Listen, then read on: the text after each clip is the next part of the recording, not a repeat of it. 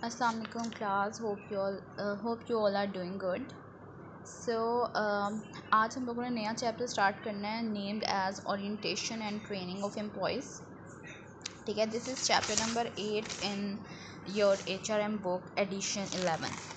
Okay, so अच्छा, फिर मैंने एक बात आप लोगों से ये कहनी थी, क्योंकि जब ये मैं बना रही होती हूँ तब पिक्चर्स क्लियर होती हैं, लेकिन जब यूट्यूब पे अपलोड की जाती हैं तो थोड़ी ब्लर हो जाती हैं.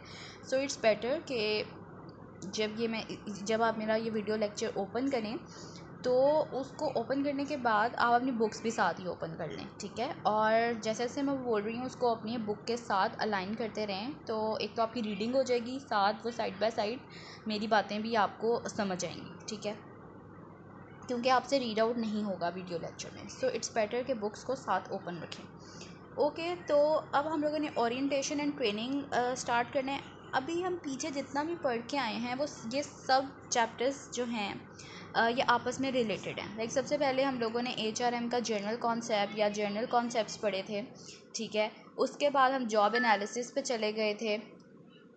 ठीक है, जॉब एनालिसिस पे जाने के बाद जॉब एनालिसिस के अंदर दो चीज़ें थी, और सॉरी क्लास, जॉब एनालिसिस के अंदर दो चीज़ें थी, job description and job specification. ठीक है, उसके बाद ह्यूमन रिसोर्स प्लानिंग की तरफ हम आगे थे, फिर रिक्रूटमेंट, फिर सिलेक्शन हमने किया. अब सिलेक्शन के बाद जो है एम्प्लॉयज़ मतलब हायर हो जाते हैं. एक आपके करंट एम्प्लॉयज़ होते हैं और एक आपके न्यू एम्प्लॉयज़ होते हैं. अब क्योंकि करंट एम्प्लॉयज़ जो कि ऑलरेडी वर्क कर रहे हैं वो तो साइड बाय साइड आप जस्ट उनको मज़ीद अवेयर करने के लिए उनको ट्रेनिंग देते हैं, लेकिन आपने न्यू एम्प्लॉयज़ को भी ट्रेनिंग देनी है. और उनकी ट्रेनिंग से पहले आप उनके लिए एक सेशन रखते हैं, ओरिएंटेशन सेशन. और ओरिएंटेशन सेशन किसी भी चीज़ के लिए हो सकता है, चाहे वो किसी जॉब ओरिएंटेड पर्सन के लिए हो.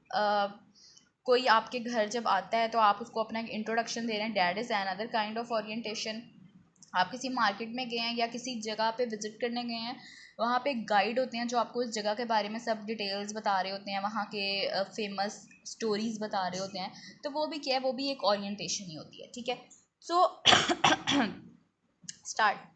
क्योंकि हमारा जो कंटेंट है या जो हमारा सब्जेक्ट है वो ऑर्गेनाइजेशन से रिलेटेड है, तो हम सिर्फ ऑर्गेनाइजेशन की हद तक ही फिक्स्ड रहेंगे. ठीक है, तो जॉब एनालिसिस के अंदर हम लोगों ने क्या देखा था. जॉब एनालिसिस एक प्रोसेस है जो डिटर्मिन करता है ऑब्जर्वेशन और स्टडी से कि जो pertinent information related to the nature of a specific job. ठीक है, क्या बता रहा होता है, ये प्रोसेस है जो डिटर्मिन कर रहा होता है वो इंफॉर्मेशन जो कि नेचर ऑफ ए जॉब से रिलेटेड हो. ठीक है, और ये सारा कुछ कैसे पता चल रहा होता है, थ्रू ऑब्जर्वेशन एंड स्टडी.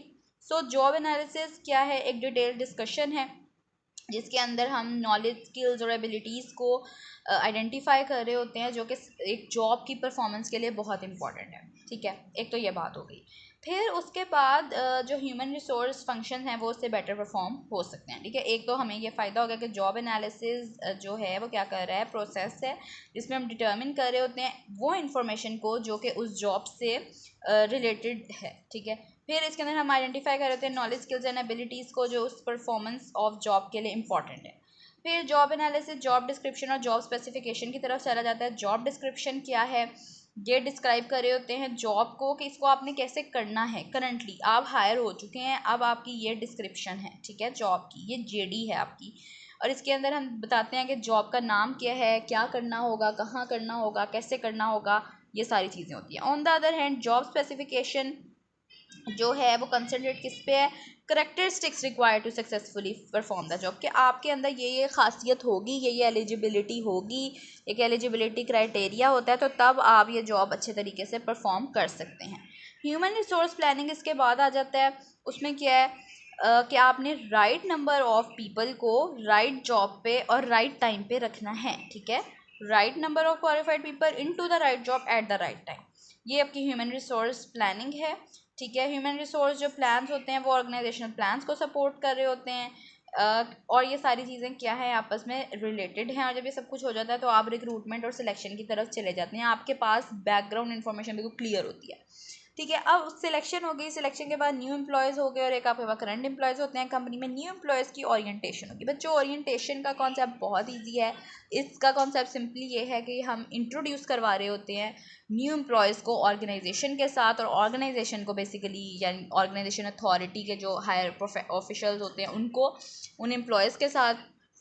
और बेसिकली क्योंकि ये एम्प्लॉयज़ के लिए होती है तो हम एम्प्लॉयज़ के पर्सपेक्टिव से ही देखेंगे कि एम्प्लॉयज़ को हम ऑर्गेनाइजेशन से इंट्रोड्यूस करवा रहे होते हैं, उनके काम से, उनके यूनिट से, उनकी जॉब से, उनके कोलीग्स से, उनके हेड से, इन सब से आप उनको जब इंट्रोड्यूस करवा रहे होते हैं तो वो क्या है, orientation. Orientation is the introduction of new employees to the organization, their work units and their jobs. ठीक है। ये और एम्प्लॉयज़ को जो ओरिएंटेशन है वो कोवर्कर्स यानी कि उनके कोलीग्स भी दे रहे हो सकते हैं जो कि उस ऑर्गेनाइजेशन से ही बिलोंग कर रहे होंगे, लाइक प्रीवियस एम्प्लॉयज़ और करंट एम्प्लॉयज़। और इसके अलावा जो कोवर्कर्स की तरफ से होती है वो अनप्लान एंड अनऑफिशियल होती है। ठीक है। यूजुअली जब एक प्रॉपर, वो कहते हैं कि जब आप जस्ट आपने कोवर्कर्स पे छोड़ा हुआ है एक एम्प्लॉयर और जो उसी की टीम के लोग हैं वो उसको बता रहे हैं अच्छा अच्छा ऐसे है, ठीक है, तो वो अनऑफिशियली कंसीडर होगा और उसके अंदर मिसलीडिंग और इनएक्यूरेट इन्फॉर्मेशन ट्रांसफ़र होने का बहुत ज़्यादा एक रिस्क होता है। ठीक है।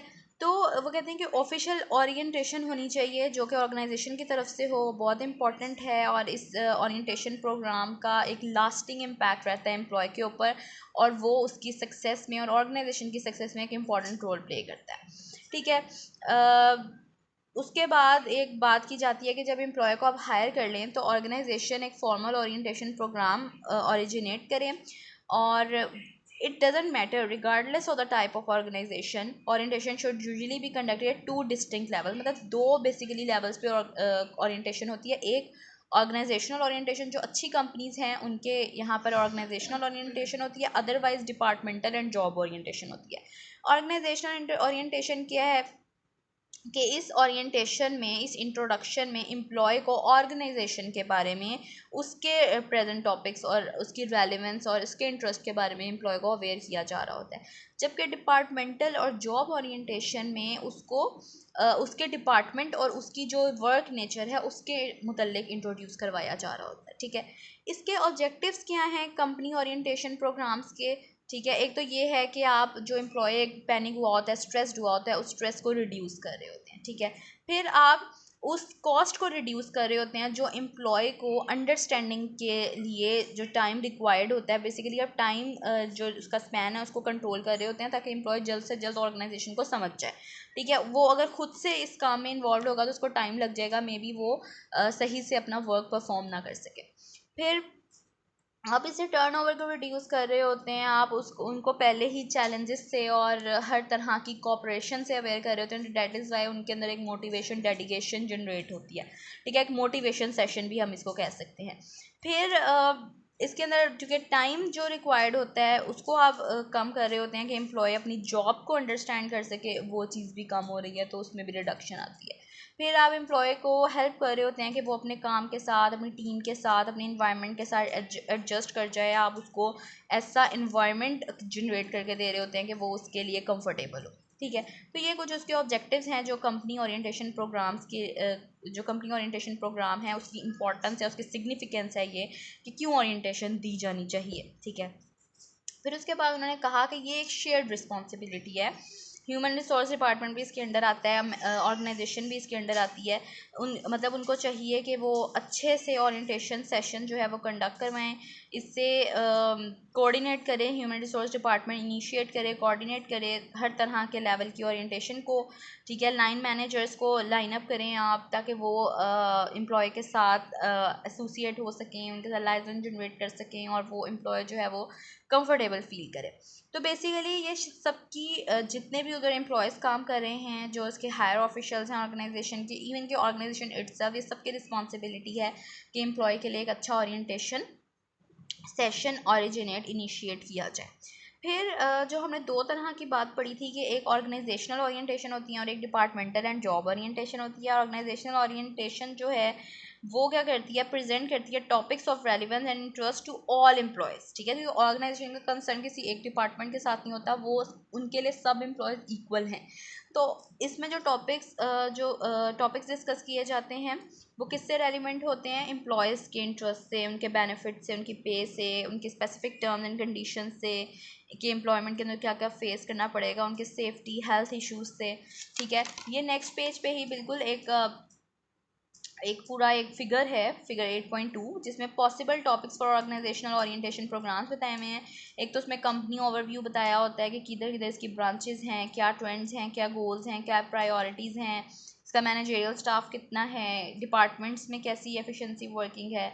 फिर पॉलिसीज़ एंड प्रोसीजर्स रिव्यू बताया होता है पूरा ऑर्गेनाइजेशन का, इनके कंपनसेशन बेनिफिट्स, कंपनसेशन बताई होती है कि आपको क्या सैलरी मिलेगी, किस तरह आपको बोनसेस मिलेंगे, क्या डिडक्शंस होंगी आपकी, क्या डिस्काउंट्स मिलेंगे आपको, ठीक है। फिर बेनिफिट्स के बारे में जो मतलब इंश्योरेंस, हेल्थ हो गया, हॉलीडेज़ वगैरह हो गया। फिर सेफ्टी एंड एक्सीडेंट प्रिवेंशन के बारे में बताया जाता है, ठीक है। एम्प्लॉय एंड यूनियन रिलेशंस के बारे में, फिजिकल फैसिलिटीज़ के बारे में बताया जाता है, आपको इकोनॉमिक फैक्टर्स बताया जाता है कि किस तरह इन्वॉल्व हैं हमारे काम में, और इस तरह का सब कुछ होता है। डिपार्टमेंटल एंड जॉब ओरिएंटेशन जो है, क्योंकि वो नीड्स और इंटरेस्ट डिपार्टमेंट के अकॉर्डिंग बताए जा रहे होते हैं, and the skills and experience of new employ, उसके अकॉर्डिंग उनको गाइड किया जा रहा होता है। तो इसके अंदर जो चीज़ें डिस्कस होती हैं वो ऑफ कोर्स डिपार्टमेंट लेवल पे होती हैं कि डिपार्टमेंट के क्या फंक्शन हैं, उनकी क्या जॉब ड्यूटीज़ एंड रिस्पॉन्सिबिलिटीज़ हैं, उनके स्पेसिफिकली क्या पॉलिसीज़ एंड प्रोसीजर्स हैं, डिपार्टमेंटल जो टूर्स होते हैं उसके लिए आपकी क्या कंट्रीब्यूशन होनी चाहिए, और इंट्रोडक्शन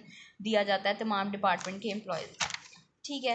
तो ये एक जनरल वर्बल एक सेशन होता है जिसके अंदर एम्प्लॉय को अवेयर किया जा रहा होता है अबाउट द होल ऑर्गेनाइजेशन और the whole department.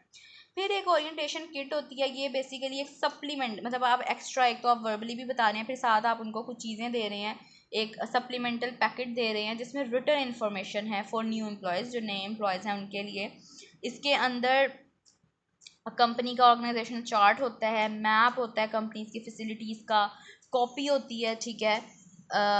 Your orientation kit हो गया, कॉपी होती है ऑफ पॉलिसीज़, परफॉर्मेंस अप्रेजल्स, उसके अलावा list of holiday and fringe benefits, other required forms, expense reimbursement form होता है, emergency and accident prevention procedures हैं, sample copy of company newsletter और मैगजीन जिसके अंदर उनकी अचीवमेंट्स वगैरह डिस्कस की जाती हैं, उनके लेटेस्ट प्रोडक्ट्स के बारे में, लोगों के रिव्यूज़, इस तरह की सारी चीज़ें इसमें आती हैं, ठीक है। Telephone numbers and location of की कंपनी पर्सोनल्स, और जितनी भी ब्रांचेज हैं वहाँ के जो मेन नंबर्स हैं वो वहाँ पे मेंशन्ड होते हैं। इंश्योरेंस प्लान्स इसमें होते हैं, ठीक है। तो ओरिएंटेशन किट एक ऐसी चीज़ है जो हर वक्त एम्प्लॉय के पास रहती है। अगर कोई इशू आ जाता है, कोई डिस्प्यूट जनरेट हो जाती है, तो क्या पॉलिसीज एंड प्रोसीजर हैं, आप किसको एड्रेस करें, कैसे एड्रेस करें, इस तरह की सारी बातें इसके अंदर होती हैं। फिर ओरिएंटेशन लेंथ एंड टाइमिंग है, कहते हैं कि ओरिएंटेशन ऐसा नहीं होता कि क्योंकि न्यू एम्प्लॉय है, वो एक न्यू इन्वायरमेंट से आया, उसके लिए चीज़ों को डाइजेस्ट करना इतना आसान नहीं है, अब्जॉर्ब करना इतना आसान नहीं है। तो ओरिएंटेशन सेशन जो है वो 2 आवर्स से ज़्यादा नहीं होना चाहिए इन अ डे। इसको आप एक्सपैंड कर दें डिफरेंट डेज पे, और साइड बाय साइड भी आप उनको हेल्प आउट करते रहें, यानी मैनेजर्स हेल्प आउट करते रहें, या जो ऑर्गेनाइजेशन के एम्प्लॉयज़ हैं वो उन्हें हेल्प आउट करते रहें। ये बोथ सिनेरियो में सेम ही है, अगर आप ऑर्गेनाइजेशनल लेवल ओरिएंटेशन दे रहे हैं तब भी ऐसा है, और अगर आप डिपार्टमेंटल वाइज दे रहे हैं तो तब भी यही सेम चीज़ है कि आप उसको एक्सपैंड कर दें in some days so that employee absorb the things easily, ठीक है। फिर फॉलो अप एंड इवैल्यूएशन है, जब वो ओरिएंटेशन सेशंस चल रहे हों, आप डेली या आफ्टर अ सिंगल डे आप उनसे कोई क्वेश्चनर्स फिल करवा लें, या फिर उनसे कोई इंटरव्यू कंडक्ट कर लें कि उनका क्या रिस्पॉन्स है, ठीक है, या उनको हेल्प आउट कर देंगे, उन्हें कुछ समझ नहीं आ रहा है इसमें।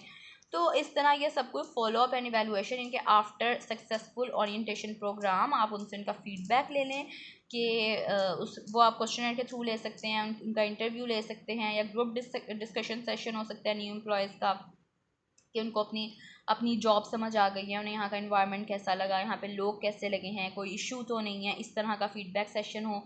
फॉलो अप में आप उनकी ओरिएंटेशन सेशन के दौरान ही उनको चेक कर सकते हैं कि उन्हें चीज़ें सही से समझ आ रही हैं, वो सही से कम्युनिकेट कर रहे हैं, वो कंफर्टेबल हैं या नहीं है, ठीक है। तो ये स्टूडेंट सारा आपका ओरिएंटेशन का टॉपिक था। होपफुली इसमें कोई इशू नहीं होगा, आप इसको रीड आउट कीजिएगा, कोई इशू हो तो प्लीज़ इसको डिस्कस कीजिए। Thank you.